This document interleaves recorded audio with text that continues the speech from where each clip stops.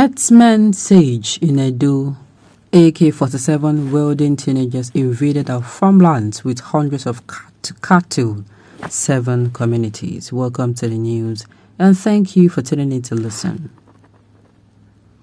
They kill, rape our wives and daughters, and cows eat our crops.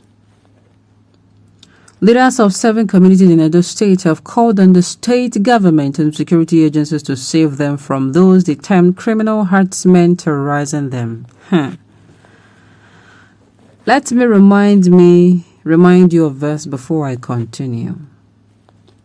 Remember, I used to say that if you live in Nigeria and your place is still calm, you should I'm not praying that it happened, but you should be mindful not to be too carefree, especially with the happenings in Nigeria. It has happened.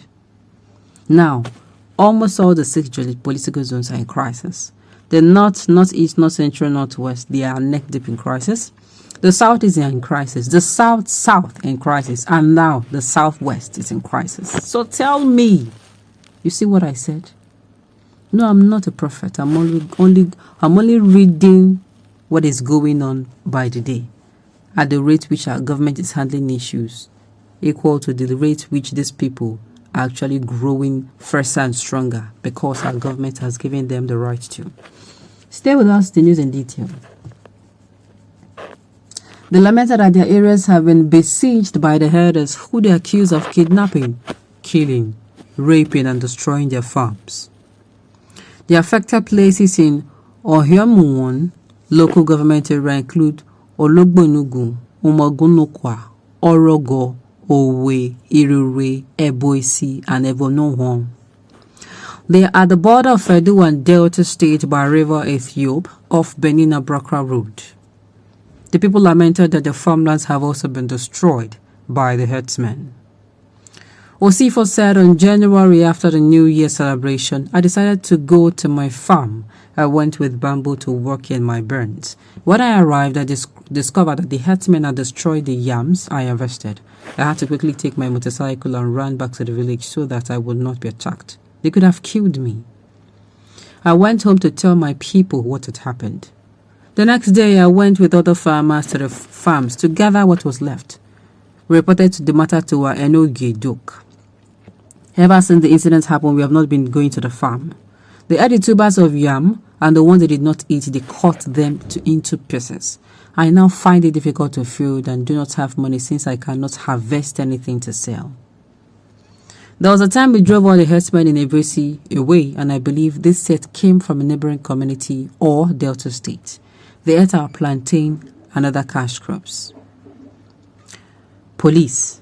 Since I was born, I have never seen this kind of thing in our farms. My father cultivated here for many years before I took over after his death. I do not know who brought this herdsmen. For now, I only pray to God to help us as nobody can go to the farm to harvest plantain. Nobody can harvest cassava to make gari. We have abandoned the remaining crops that were yet to harvest. I went to Abudu to report to the police, but they said I should go to Ugo to also report to the police there. I showed them the pictures of the destroyed farm and crops. The police promised to call me, but I have not heard from them. We want the government to come to our aid and provide security. The crop they destroyed on my farm are over 3 million naira. In a Save Our Soul letter to Governor Godwin Obaseki, the people said they are scared for their lives. They said herdsmen are threatening their ancestral homes. The letter was signed by 12 elders from the 7 communities. They include Nathaniel Ogbemudia Ologbonugu, Charles Egabere Ologbonugu, Okoro Nelson Okanola, Edwell Omomawagwi, Omowunuka, Christopher Asiagbogbu, Omowunukwa, Victor Levus Urege, and Osaro Lese. Others are Victor Onoko, Evanonwo Friday Egbon, Evabonwo Alex Eko, Friday Omori, and Chief Jumbo Evanoboise. In the latter, they said our farmlands from centuries ago spread from Benin to Abraka Road, to Ugo, to Obe, to Jesse Road, all under Ugo and Igweleba police divisions. For about 4 years now, some first-looking herdsmen accompanied by AK-47 wielding teenagers have invaded our farmland with hundreds of cattle. They destroyed their crops, fed their cattle with our produce, comprising yams, plantain, cassava, and more. We took pains to identify the owner of the cattle, whom we found to be a Fulani merchant based in Warri. In our latest contact with him, he disowned the cattle and had us now in our farms, insisting that their cattle rustlers were stolen cattle from Kogi State. He said he has since taken away his herders from our neighborhood, adding that those not terrorizing us are common criminals. He said he has complained since at Ugo Police Division that the herdsmen currently terrorizing us are common criminals. He advised us to cry to the government to comb the bush with a joint military team and flush out the bandits. We are now forced to cry to our governor as the bandits have started killing our people, raping our wives and daughters. Late January 2022, they killed the father and his 3 children have even more born. Their bodies are still in the mortuary. On February 2nd, 2022, they abducted 3 women from Olugbonugu, tortured and raped them severely. They released them with a warning to their husband that they will be coming to wipe out their various communities soon. Since then, we have sighted them at different points, spying on our communities. On Thursday, February 3rd, they abducted 7 other women from Evanmobon and treated them exactly as they treated the 3 above from Olugbo, as narrated above. Now, we are free to enter our old farms to harvest or start cultivating new farms. There are several other victims. However, on Friday, January 4th, the gallant vigilante team of Olugbonugu stormed the occupied farmland and arrested one of the bandits that raped their women. The arrested bandit had been handed over to Edo State Police Command and he has confessed to the crime but refused to name members of his gang or show us where they hide the weapons, which he initially volunteered to do.